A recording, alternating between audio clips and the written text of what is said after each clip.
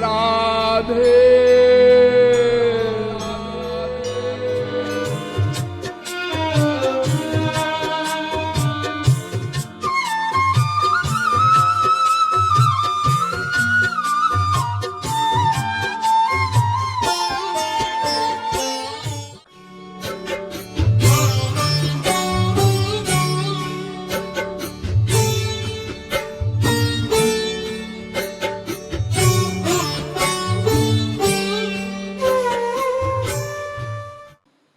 भगवान कहते हैं जो समस्त कामनाओं को छोड़ देता है वही परम शांति प्राप्त कर सकता है। और रामायण भी कहती है, भजिय राम सब काम बिहाई। समस्त कामनाओं को छोड़कर भगवान का भजन करो। तो एक और तो कहा जाता है कामनाओं को छोड़ो, कामनाओं को छोड़ो, और दूसरी ओर आप कहते हैं भगवान की कामना करो, श्याम सुंदर से मिलने की कामना करो, उनके स्पर्श की कामना करो। तो कामना करना तो गलत है? नहीं, संसार की कामना करना गलत है, भगवान की कामना करना गलत नहीं। इसीलिए भागवत में भगवान ने कहा, न मैया वेशित धियाम कामः कामाय कल्पते भर्जिता क्वथिता धाना प्रायो बीजाय नेष्यते। भागवत के 10वें स्कंध के 22वें अध्याय का 26वां श्लोक। भगवान श्री कृष्ण गोपियों से कहते हैं कि हे गोपियों, मेरे निमित्त जो कामना की जाती है वो कामना कामना नहीं है, वो कामना बंधन कारक नहीं है। भगवान के निमित्त अगर हम कोई कामना करते हैं, यानी भगवान की कामना करते हैं, वो तो बंधन को छुड़ाने वाली होती है। जैसे एग्जाम्पल दिया, भर्जिता क्वथिता धाना प्रायो बीजाय नेष्यते। जैसे आप गेहूं, चावल या चने के बीज को भाड़ में भुनवा लीजिए, तो यद्यपि वो लावा के रूप में दिखाई देता है, लेकिन उसकी बीज शक्ति सदा के लिए नष्ट हो जाती है। अब आप कितना ही उसको भूमि में दबाइए, पानी डालिए, पवन भी चले, सब कुछ हो, लेकिन अंकुर पैदा नहीं होगा। क्यों? बीज शक्ति नष्ट हो चुकी। इसी प्रकार से जिसने अपना मन बुद्धि भगवान में लगा दिया, जो भगवान की कामना करता है, वो गलत नहीं है, वो बंधन कारक नहीं है, वो तो माया से छुड़ाने वाली है भगवान की कामना। तो इसीलिए तो भगवान ने कहा कि सब कर ममता ताग बटोरी, मम पद कमल बांधु बटु डोरी। सारे संसार की ममता हटाकर भगवान कहते हैं, भगवान राम मेरे चरणों में ममता करो। लेकिन भगवान के चरणों में तो ममता करनी होगी, प्यार करना होगा। आप कहेंगे इसका मतलब भगवान से राग करना है, यानी प्रेम करना है। हाँ, लेकिन हमारे ग्रंथों में तो ऐसा कहा गया है कि संसार में राग नहीं करना चाहिए, वैराग्य करो। हर ग्रंथ कहता है वैराग्य करो, वैराग्य करो, संसार का राग छोड़ो। आप कहते हैं भगवान से राग करो, प्रेम करो। वैराग्य किसे कहते हैं? राग से रहित हो जाओ।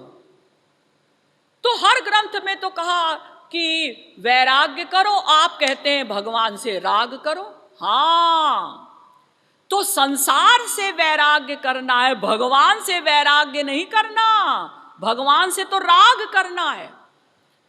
अजी राग तो गलत चीज है ना। शांडिल्य जी कहते हैं, हेया रागत्वादिति चेन्नोत्तमास्पदत्वात्। शांडिल्य सूत्र। भगवान से राग करना अच्छा है। क्यों? क्योंकि वो उत्तम आस्पद हैं। वो भगवान है, वो दिव्य पर्सनैलिटी हैं। दिव्य पर्सनैलिटी से राग करना गलत नहीं, संसार से अटैचमेंट करना, प्यार करना, ये गलत है। क्योंकि जैसी पर्सनैलिटी से तुम प्यार करोगे वैसा ही तुमको फल मिलेगा। यान्ति देवव्रता देवान् पितॄन् यान्ति पितृव्रताः भूतानि यान्ति भूतेज्या यान्ति मद्याजिनोऽपि माम्।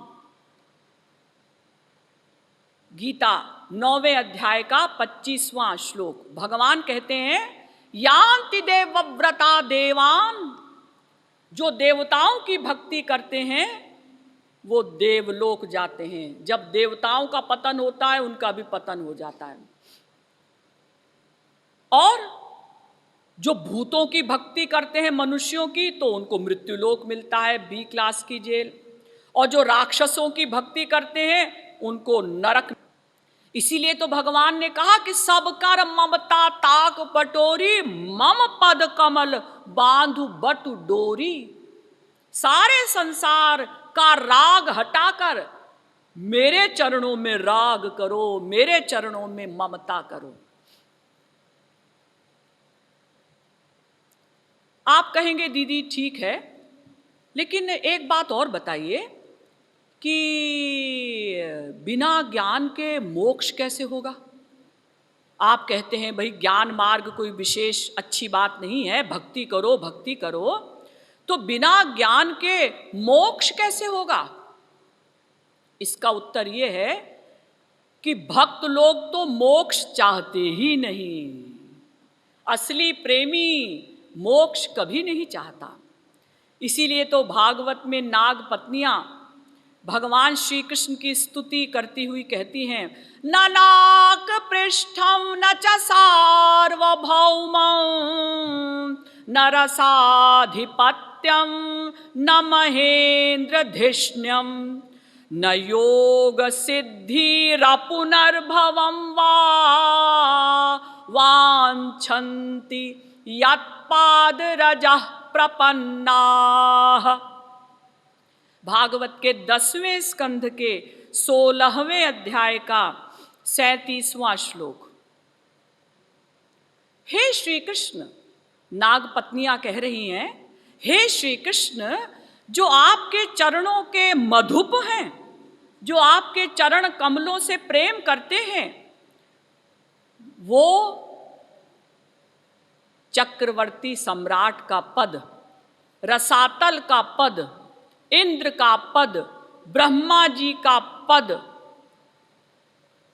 स्वर्ग के सुख, अणिमादिक सिद्धियों के सुख, यहां तक कि मोक्ष तक को नगण्य समझते हैं, तुच्छ समझते हैं।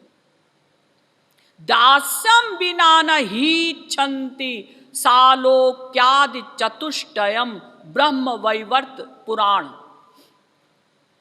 भक्त लोग केवल भगवान की दासता चाहते हैं, सेवा चाहते हैं। वो सालोक के इत्यादि जो मुक्तियां हैं उनको नहीं चाहते, मोक्ष नहीं चाहते। भवबन्धच्छिदे तस्मै स्पृहयामि न मुक्तये भवान् प्रभुरहं दास इति यत्र विलुप्यते।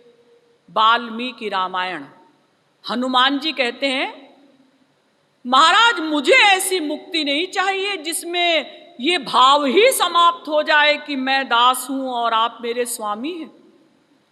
ऐसी मुक्ति भाड़ में जाए।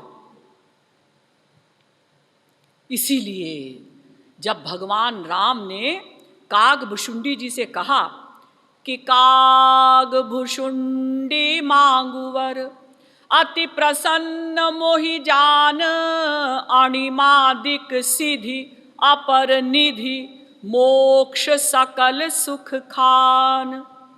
कागभुषुंडी, आज मैं तुमसे बहुत प्रसन्न हूं। अच्छा, तो तुम चाहो तो मुझसे अणिमादिक सिद्धियां मांग लो, नहीं तो नवों निधियां मांग लो, नहीं तो मोक्ष मांग लो। तो काकभुशुंडी जी ने कहा, महाराज आप मुझ पर अति प्रसन्न मत होइए। अगर अति प्रसन्न होने पर आप यही चीजें देते हैं सड़ी गली, कि सिद्धियां मांग लो, निधियां मांग लो, मोक्ष मांग लो, ये सब आपको मुबारक हो, मुझे नहीं चाहिए ये सब कुछ। ऐसी प्रसन्नता मुझे नहीं चाहिए। आपका तो कृपा कटाक्ष ही पर्याप्त है, आप अति प्रसन्न मत होइए। और महाराज आपने जो कुछ देने को कहा ये तो ऐसा ही है कि लवण बिना बहु व्यंजन जैसे। जैसे आपके घर में कोई मेहमान आए और आप उसके लिए 10 तरह की सब्जियां बना दें, लेकिन किसी में भी नमक न डालें। अब आप मेहमान से कहें, मेहमान जी, अतिथि जी, गेस्ट जी, बताइए भोजन कैसा लगा? तो कोई लखनऊ का तकल्लुफी होगा तो भले ही कह देगा हाँ हाँ अच्छा लगा, लेकिन अगर कोई स्पष्ट बोलने वाला होगा तो वो क्या कहेगा, देवी जी ये आपने कैसी तरकारी बनाई है, ये तरकारी भी आपको मुबारक और ये भोजन पूरा का पूरा आपको मुबारक हो। क्यों?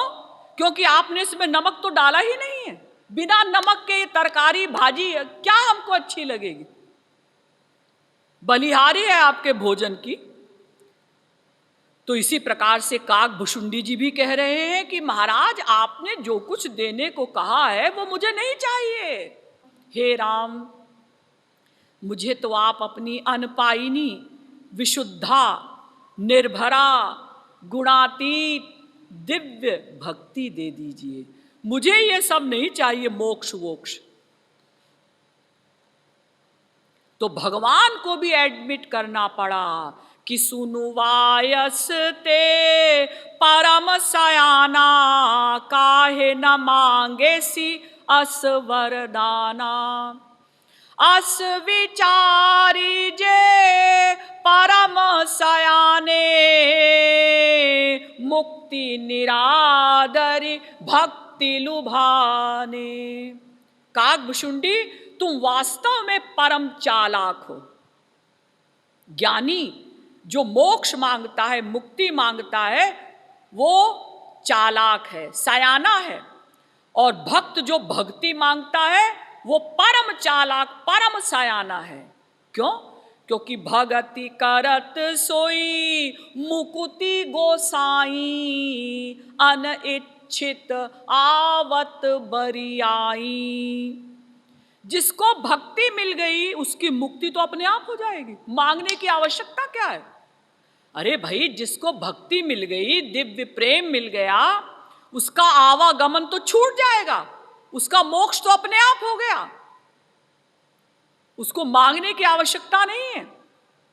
जैसे आप लोगों ने सत्यवान सावित्री की कथा सुनी होगी ना, कि जब यमराज सत्यवान का प्राण ले जाने लगे, सत्यवान की आत्मा को ले जाने लगे, तो सावित्री यमराज के पीछे पीछे चलने लगी। तो काफी देर बाद यमराज ने ऐसे ही घूमकर देखा तो देखा कि सत्यवान की पत्नी सावित्री आ रही है। तो उन्होंने कहा, क्या बात है बेटी, तुम हमारे पीछे क्यों आ रही हो? सावित्री ने कहा, आप मेरे पति को ले जा रहे हैं? हाँ, इसका समय पूरा हो चुका है, इसलिए मैं इसको ले जाऊंगा। तो ठीक है, मैं भी आपके पीछे पीछे आऊंगी। नहीं, यमपुरी में ऐसे कोई नहीं जा सकता। जब किसी का समय पूरा हो जाता है तभी वो यमपुरी जाता है, इसलिए तुम नहीं आ सकती मेरे पीछे पीछे। लेकिन सावित्री पतिव्रता थी, इसीलिए तो उन्होंने यमराज का दर्शन कर लिया, वरना यमराज को लोग कहाँ देख पाते हैं।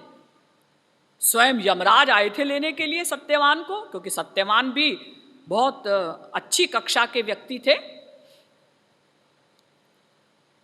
फिर यमराज ने पीछे घूमकर देखा तो फिर देखा कि सावित्री चली आ रही है। तो यमराज ने कहा, ठीक है, तुम कोई वरदान मांग लो, जाओ। फिर सावित्री ने 2 वर तो पहले और मांगे भाई मेरे सास ससुर अंधे हैं, उनकी आंखें ठीक हो जाएं। दूसरा, हमारे सास ससुर को खोया हुआ राज्य मिल जाए। तो यमराज बड़े खुश हुए, कैसी अच्छी स्त्री है कि उसको पहले अपने सास ससुर की चिंता है। तो उन्होंने कहा बेटा एक वरदान और मांगो, एक वरदान और मांगो। तो तीसरा वरदान मांगा सावित्री ने कि महाराज मेरे 100 पुत्र हों। यमराज ने कहा तथास्तु, ऐसा ही होगा, एवमस्तु, और ठाठ से चल दिए। फिर सावित्री पीछे पीछे आ रही है। यमराज ने देखा, अरे तुम अब पीछे पीछे क्यों आ रही हो, हमने तुमको वरदान दे तो दिया। सावित्री ने कहा कि यमराज जी महाराज, आपने मुझे वरदान तो दे दिया कि मेरे 100 पुत्र हो, लेकिन पति को तो आप लिए जा रहे हैं, बिना पति के पुत्र कैसे होंगे। यमराज ने कहा अरे ये तो बड़ी भारी गलती हो गई मुझसे, मैंने बिना सोचे समझे वरदान दे दिया 100 पुत्र हो। अब गलती हो गई सो हो गई, प्राण वापस करने पड़े, लौट के आ गए सत्यवान। तो जैसे पुत्र मांगने से पति अपने आप मिल गया, ऐसे ही भक्ति करने से मोक्ष अपने आप हो जाता है, उसको मांगने की जरूरत नहीं पड़ती। तो इस प्रकार से आप समझ गए कि भक्ति मार्ग ही सर्वोपरि मार्ग है। अब कल से भक्ति का विषय प्रारंभ होगा। भक्ति किसे कहते हैं, भक्ति कैसे की जाए, भक्ति के क्या क्या अंग हैं, क्या क्या शर्तें हैं, बहुत इंपॉर्टेंट विषय जो हम सबके काम का है, ये कल से प्रारंभ किया जाएगा। बोलिए श्रीमद् सद्गुरु सरकार की जय, लाडली लाल की जय।